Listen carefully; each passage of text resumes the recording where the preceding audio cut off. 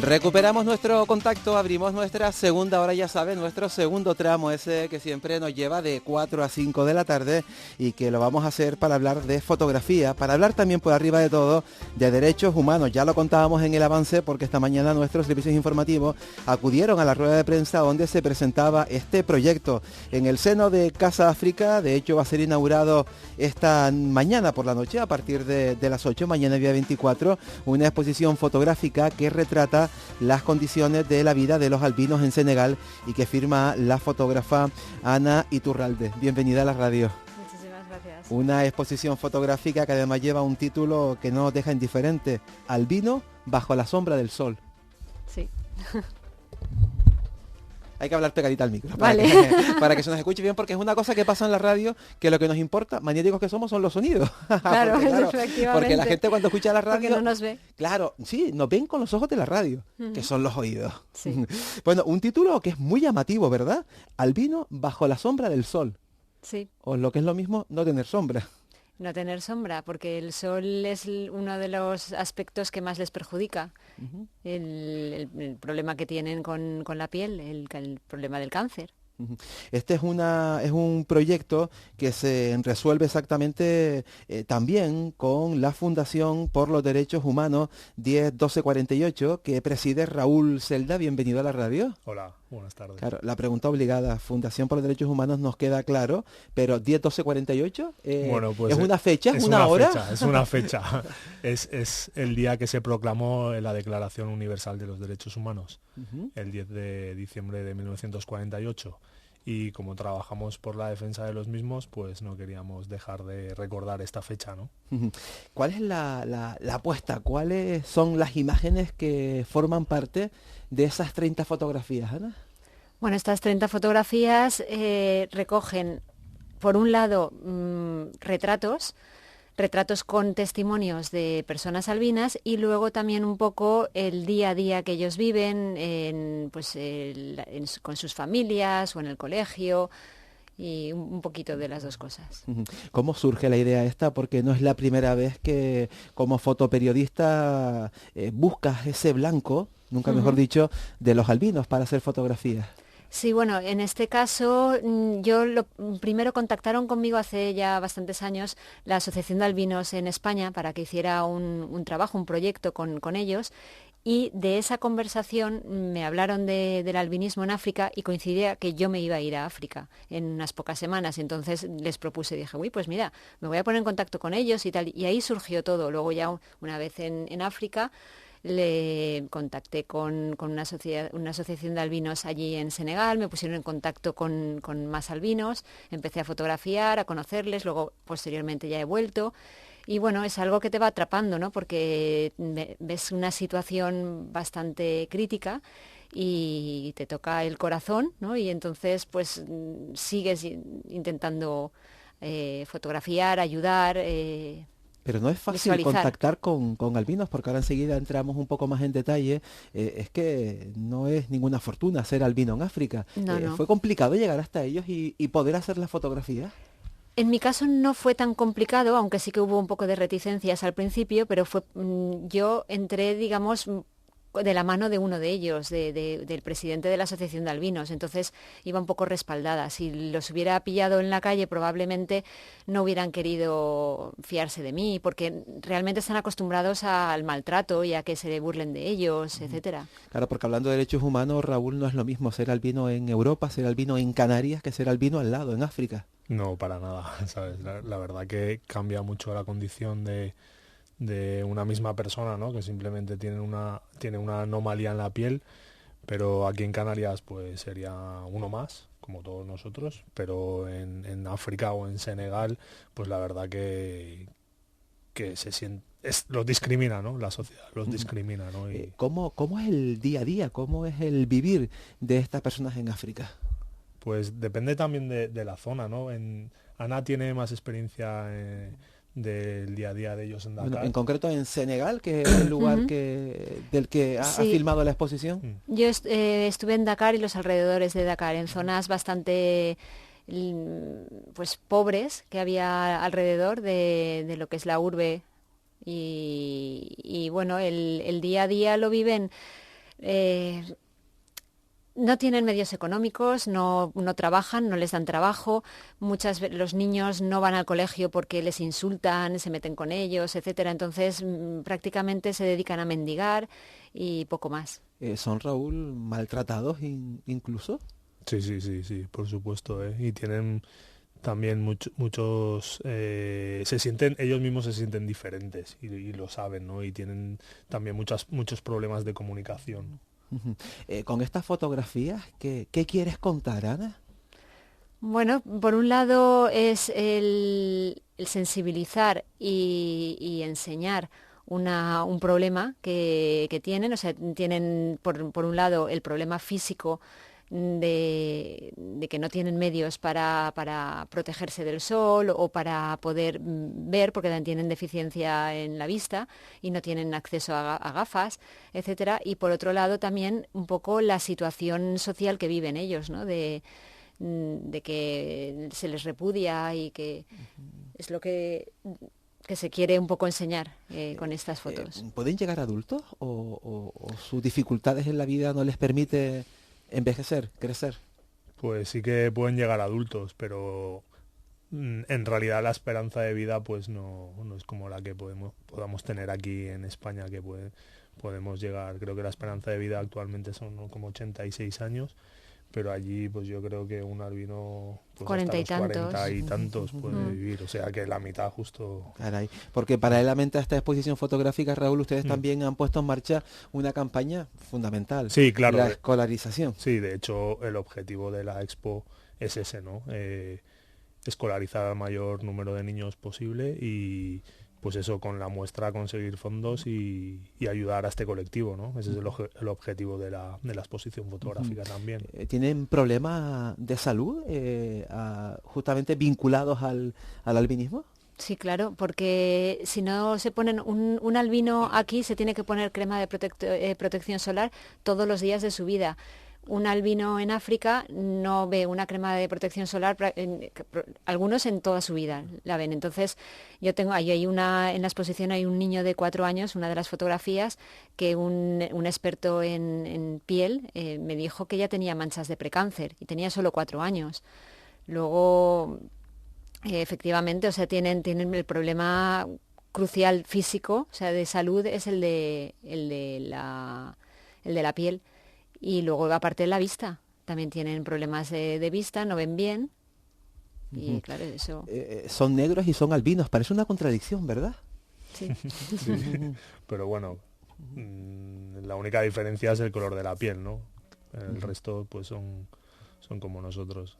Aquí recordamos mucho el caso de Mosi, ustedes lo conocerán perfectamente. Yo lo conozco personalmente. Que llegó en Cayuco, sí. Aquí tuvimos oportunidad incluso también de hablar con él, llegó pidiendo asilo, el sol y sobre todo el rechazo social fueron sus enemigos históricos. Ahora su cuerpo tiene precio incluso en algunos países africanos para comercializar con él, para realizar incluso pociones mágicas.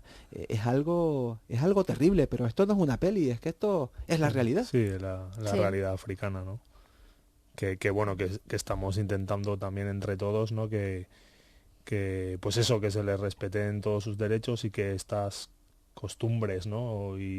Y creencias pues vayan poco a poco desapareciendo, ¿no? ¿Qué piensa la población de los albinos? ¿Es un castigo que en el poblado, que en el barrio tengas a un albino como paisano? Es que realmente ellos desconocen lo que es. O sea, muchos piensan que es una enfermedad, que si tocan a un albino se pueden contagiar. Les falta información, no saben lo que es. Entonces, ahí ya especulaciones, pues todas. Me contaron en algunos sitios tener un hijo albino era señal de suerte, que estaba tocado de la mano de Dios, por eso era blanco y por eso era algo bueno, pero en otros casos todo era lo algo contrario, malísimo, ¿no? era mala suerte, con lo cual, o sea, cada uno se inventa como no saben lo que es. Parece o da la impresión que hay más albinos en África que en otras partes del mundo. ¿Eso es una sensación o es una realidad? Es una realidad, es cierto. ¿Y se sabe por qué? Por la consanguinidad. Porque porque el gen del albinismo solo se transmite si el padre y la madre son portadores del mismo gen. Entonces, en África hay muchos matrimonios de la misma familia, la prima con el primo o el tío y tal. Entonces, se va transmitiendo ese gen en la misma familia y es mucho más fácil que se den casos de que padre y madre sean portadores y entonces nacen albinos. Y hay muchísimos más. ¿Qué respuesta está teniendo este proyecto, Raúl, esta campaña de escolarización? ¿Ya se puede hablar de un antes y un después? Bueno, la exposición se inaugura mañana, entonces todavía es O sea, que se inaugura aquí a nivel mundial. O sea, que Sí, yo sí, pensé sí, que la exposición era itinerante y que llegaba ahora a Casafri. O sea, que esto es mañana. Empieza aquí. ¿Cómo gusta aquí. eso, no? O sea, mañana es el estreno mundial, que dicen mucho los artistas, ¿no? Luego claro, se va a o sea, que itinerar... estamos empezando, ¿no? Sí, bueno, sí. ni siquiera ha empezado todavía. Todavía no, mañana. Claro. O sea, ¿cuál es el reto que hay por delante? ¿Algún objetivo marcado con esta exposición y sobre todo para que repercuta en la campaña de escolarización? Bueno, pues sí, nos gustaría por lo menos poder escolarizar a unos 150 niños de una zona de Tambacunda, que es donde estamos llevando a cabo el proyecto. Pues la verdad que nos gustaría escolarizar a todos, ¿no? Por lo menos conseguir esos 150 padrinos, ¿no? Para que apadrinen a estos niños, puedan recibir una educación, puedan recibir una asistencia sanitaria y puedan llevar una vida pues normal, como cualquier niño, ¿no? ¿Están todos censados? ¿O hay albinos que no...? No están todos. Pero bueno, en la región donde estamos trabajando sí que están controlados, los tenemos más o menos controlados. Ana, ¿y cómo fueron las fotografías, la sesión fotográfica? ¿Cómo fue? ¿Cómo trabajaste? ¿Cómo preparaste a cada uno de los modelos, de las modelos? ¿Qué tipo de cámara llevabas? Bueno, iba yo con mi cámara con la reflex, que trabajo, ¿sí? Una reflex Canon. Y bueno, la primera... Pero super cámara, con muchos objetivos, con muchas cosas. Sí, o sea... no, yo voy siempre con solamente un objetivo, pero es muy grande. El objetivo es grande y la cámara es grande. Esas cosas impresionan, ¿no? Sí. No, y además algunos de ellos no habían visto una cámara en su vida. ¿No? Y entonces estaban todo el rato ahí tocándola y Oye, mirando. luego cuando se veía que la pantalla se la y enseñaba. Eso les hizo mucha gracia, sí, y empezaron a reír, porque al principio estaban como muy temerosos. ¿Pero se reconocían cuando se veían en la imagen? Sí. Sí, perfectamente, ¿no? Sí, claro, porque hay otra cosa, no, pero espejos habrá. Sí, espejos. Espejos hay. Entonces, pues nada, fue muy divertido. Al principio estaban un poco asustados, pero en cuanto empezaron a coger confianza, pues nada, ya se reían, me abrazaban y luego ya el resto de las fotografías yo ya iba directamente a su casa, me recibían como si fuera la reina de España cuando va de viaje y que todos los niños la rodean y tal, pues yo igual. No haría eso la reina de España. No lo sé, cuando viaja no haría eso. Pero tiene pinta que no. A mí me iban persiguiendo todos por la calle, corriendo, todos saludándome, dándome besos, como si les fuera a solucionar la vida, realmente. Bueno, y un poco sí, ¿no? En el caso que este proyecto salga adelante, Raúl, claro que le solucionas la vida porque tienen oportunidad de normalizar su situación. Sí, porque simplemente con unas gafas de vista, ¿sabes? Le cambia la vida completamente. Es de poder ir al colegio o seguir al profesor a estar prácticamente ciego y no poder seguir al profesor y dejar la escuela.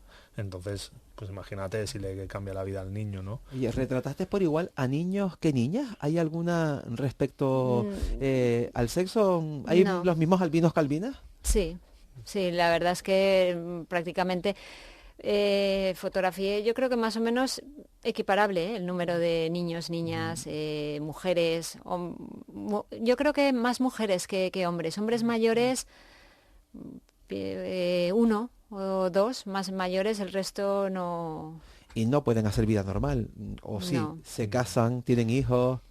Sí, cuesta mucho, cuesta muchísimo, pero bueno, yo sí que he conocido algunos que han contraído matrimonio, aunque pues es complicado, la verdad, es complicado. Ana, cuéntame, las fotografías, ¿qué tamaño tienes? ¿Son de color? ¿Cómo has elegido esas 30 de miles que habrás hecho, no? Sí, tengo bastantes. ¿Cuántas tarjetas? Que ya no se dice carrete.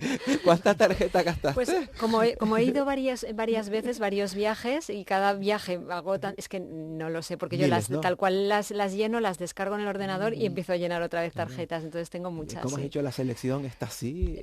La selección se hizo pues en base a los retratos que más transmitían lo que queremos transmitir, que es el problema que sufren ellos, ¿no? Y obviamente también te vas un poco también a las que tú consideras que son mejores, ¿no? Pero sí, los testimonios así que fueran más impactantes. ¿Y qué tamaño tienen en la expo? El tamaño al final era 60 60 por por 90. Bueno, es una foto grande, ¿eh? Sí, sí, sí. Es una foto cartel, o sea que Sí. se va a ver con detalle. Sí, Eso sí. quiere decir que la calidad además era buena para poderla ampliar. Sí, sí. Que te has currado bien ahí la fotografía. La exposición se inaugura mañana viernes, será a las 8 de la noche. ¿Va a estar hasta cuándo? Hasta el El 16 de abril. O sea que vamos a tener un montón de tiempo para ver la Sí. exposición No tenéis y verla, excusa para no y verla verla, además efectivamente. reposada en ese horario habitual sí. de Casa África. ¿De aquí a dónde viajará la exposición?